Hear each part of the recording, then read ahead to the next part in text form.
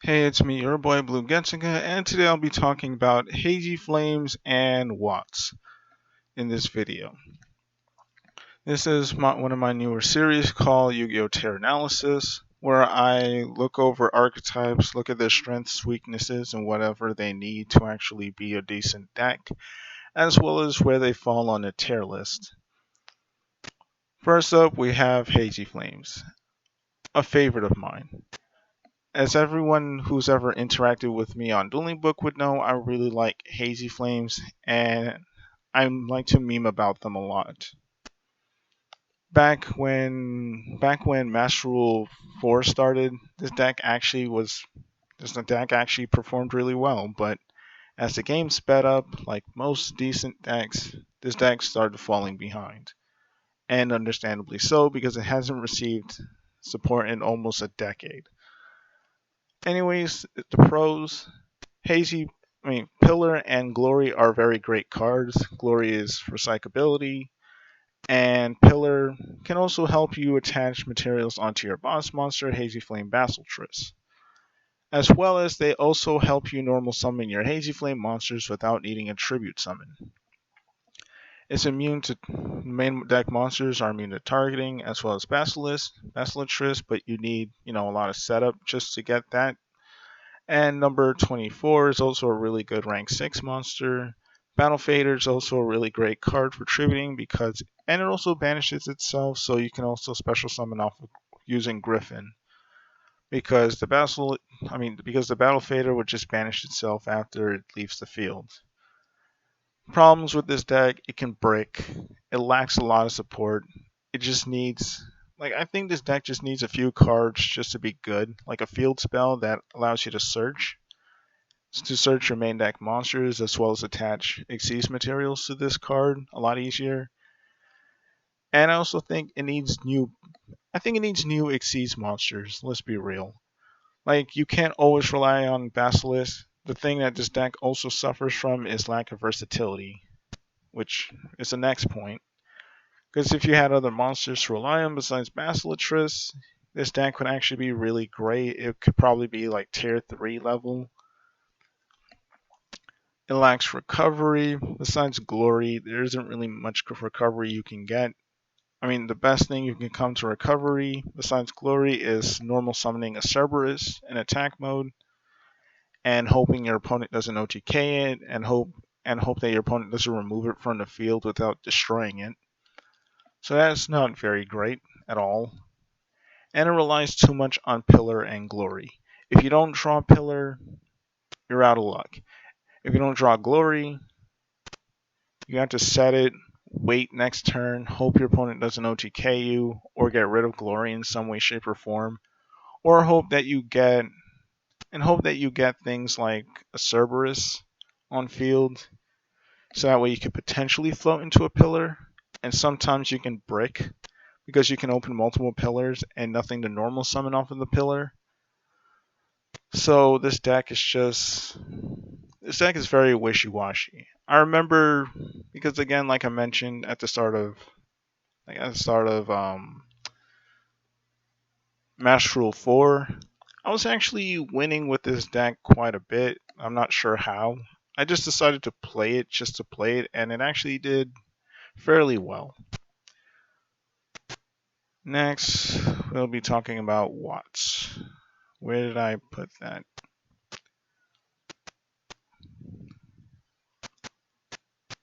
Where did I put Watts?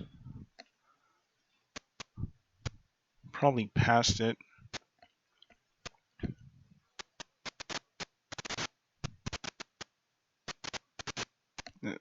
Huh? What happened to what? It's right here. I'm an idiot. Anyways, Watts. Watts they're an annoying archetype. They're annoying to face because it's just stall and poke you dot deck. This deck hasn't received support. It has received support fairly recently, but it wasn't enough support in all honesty. And one of the things that saddened me about this deck is the fact that it's very, very, very It's very lackluster. It doesn't do what it's designed to do because no one plays the synchro monsters, plus the synchro monsters are trash. And the tuners, as well as like 75% of the main deck monsters in the archetype, are complete garbage. It's the pros, it can attack directly, and Messenger of Peace exists. The cons, it sucks at synchro summoning. The tuners suck. Half of the main deck monsters suck, which also includes the tuners, like I mentioned before. Messenger of Peace can get in the way sometimes, because your boss monster has 1500 attack. If only there were more Watt synchros, as well as better ways to synchro summon in this deck. In this synchro deck. That's also a thunder deck. It lacks consistent swarming ability. Oh yeah, I forgot to mention, because it has thunder type, you can use that one card that's basically like salvage. But besides that, yeah, it lacks swarming ability even with their new card, because that new card isn't very searchable.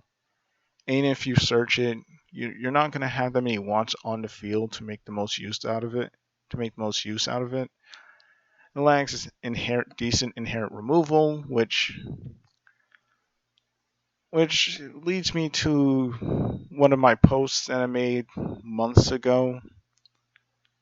Miluseek is basically a better Watt monster than Watt monsters are. Miluseek attacks directly, it has an effect when it attacks directly, and its effect is really good, and when it leaves the field, you get to search. That is something Watts desperately needed, but they placed all of that in an Altergeist card. So Altergeists are better at being Watts than Watts are better at being Watts. So that's not a good thing.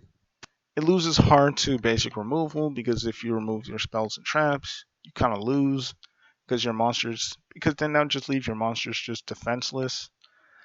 And it loses to negations, because there's not really anything they could do against negations.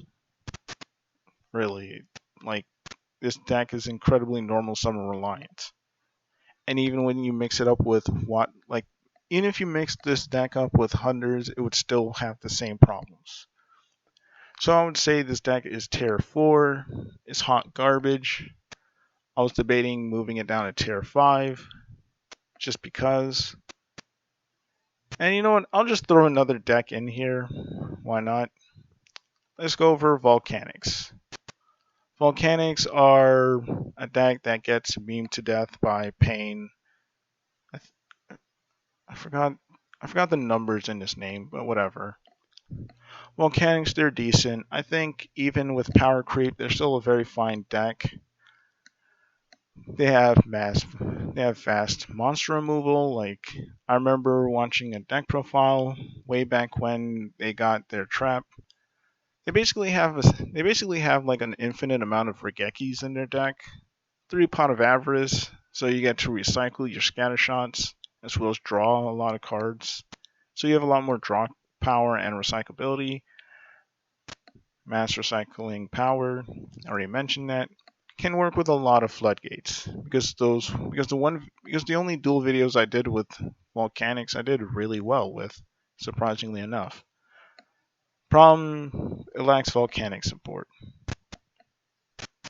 It's too reliant on Blaze Accelerator, which isn't too much of a problem. It's weak to monsters that are immune to destruction effects.